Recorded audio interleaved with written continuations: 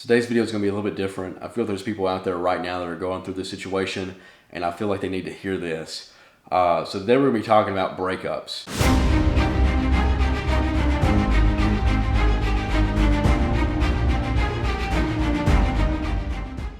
And I know that you're probably going through one right now if you clicked on this video, and if not, then I think this is good advice to listen to anyway. If you're going through one right now, I feel sorry for you, but you're going to have to get over it. I know that sounds a little bit callous, but the reason you feel so hurt right now is because your trust has been betrayed. That person you thought was trustworthy isn't trustworthy, and I think that's where you're hurting the most at. A lot of the times when we're in relationships, even if you're more experienced in the field of having relationships, and even if you're more callous as a person, you still have on rose-tinted glasses. And I feel like the more you're in a relationship with somebody, the more you ignore the red flags and the bad stuff in the relationship, and you really just focus on the good stuff. And especially when it's over, you focus on the good stuff, and that's why it hurts even worse.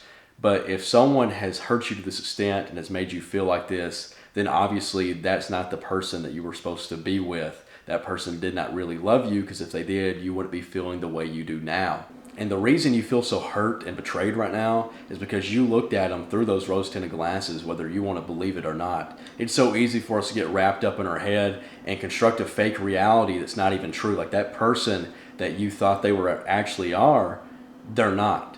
Because if they were, they would have never hurt you the way that they have, and you wouldn't be feeling the way you do right now.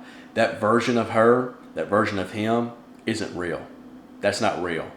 So that's one of the reasons why you might feel like you need them back and you want to go after them, or you want to try to fix the relationship, is you think they're just perfect and you don't want to lose that. And that's what scares you, because like if they're gone, if you can't get them back, you're going to be alone, and you haven't been alone in a year or 2 years or more.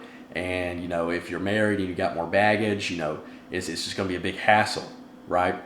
But obviously when they've told you that the relationship's over, and especially if it just came out of the blue, then more than likely they've already made the decision for you, and it's been made for a long time. You might have said one wrong thing, done one wrong thing, but that might have just been the tipping point for them to just go ahead and end your relationship with them.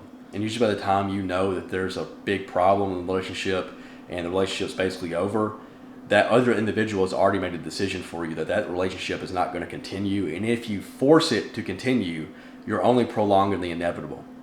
And half the time, if it's a woman, they've already got another man on the side, or they've already got another man to go to, because they're not going to let go of you until they've got other backup plans or someone else they can go to. It's called monkey branching, I think it's the term that's been used now.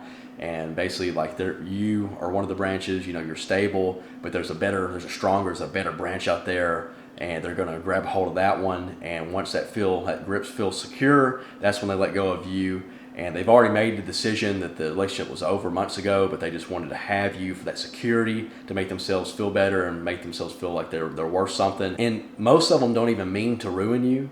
They feel like they're better in their life. They feel like the grass is greener on the other side of the fence, and that's why they're always looking for that better branch out there. And they'll probably never be satisfied in their entire life. But that's okay, because you will find happiness. You will find the one that you're supposed to be with. That person was not it. And it's a good thing you figured it out, especially if you don't have kids with them and you're not married. You need to look at the positive of this. You don't have any baggage. You don't have a lot that's weighing you down, and you're more easily to move on with your life than if you did have kids or a marriage that was, having to be dissolved and you're having to go through divorce. So look at all the positives that you can take away from this. And not only that, but you can look at the relationship and reflect on it, and not dwell on it, because you don't want to be dwelling on the good memories you had with them or what could have been, because that's already came to pass. That's not going to happen. You need to stop trying to fix it, stop trying to mend it. Don't go pursuing them. Let them go. You need to let them go and move on with yourself and focus on yourself. And when you focus on yourself, you're going to not only focus on yourself as far as bettering yourself. I want you to, if you look at that relationship, look at the bad that was in that relationship. What did that individual do to you besides what they've done now? But what have they done throughout the relationship that you didn't really like, or you kind of raised the eyebrow at, stuff you didn't really like? And that's going to help you in your next relationship, because you're going to realize what you like and what you don't like about relationships. And you have to have a relationship experience to make the next one even better. But you also have to be an open-minded individual and willing to change yourself to benefit yourself in the future. because you can look at that and you could blame her and be like, well, you know, whatever, it's her fault, and you know, she's just a cheating bastard, you know, whatever. But at the end of the day, that's not going to be beneficial for you. That's a lot of negative stuff. It's their decision to move on, even if they are a cheating bitch. Just need to let them go. It's better to cut them off and start the process of healing than it is to dwell and have those negative effects. Because when you have those negative effects coming in from dwelling on it and those thoughts, you're more tempted to turn to negative habits. And it's very self-destructive. And it's okay to go out with your boys, you know, and go to the bar or have a drink with them or whatever. I'm not saying that's the wrong thing to do, especially in a situation like this. Obviously, it's a stressful situation. But what I am saying is you shouldn't use this as a green light for self-destructive behavior and turning into an alcoholic, or, you know, using weed or other types of drugs and going down the wrong path and stunting your progress for healing. I mean, you will stunt your healing if you wind up relying on drugs, because the drugs are going to be an escape from reality. They're going to help repress, or even sometimes if you're on a depressant like alcohol, it's going to amplify your emotions and it's going to make it worse. It could even make you even more depressed and keep you depressed. So you need to address this in a healthy manner. You need to reflect on the relationship, reflect on the bad, reflect on how you can do better. You know, if you did something wrong in the relationship, you know, maybe you need to realize that, hey, maybe in the next relationship I shouldn't be doing that. You know, if they did something wrong to you during the relationship that wasn't, you know, the reason why you guys broke up or anything like that, it's just something you didn't really like that they did, you know, maybe set that boundary up in the next relationship. Maybe address that sooner. You know, you see these red flags that you should have been seeing, address that sooner in the next relationship. And you look at this from a positive point, because your soulmate's still out there. You dodged the bullet with this one, especially you don't have kids, you're not married, you dodged it, you're scotch-free. You should be happy. This person showed their true colors before you wind up having a kid with them, before you got married with them. You won the lottery. Pat yourself on the back, move on. It's not your job to understand what a person does to you or why she broke up with you, and it's not her job to give you a reason.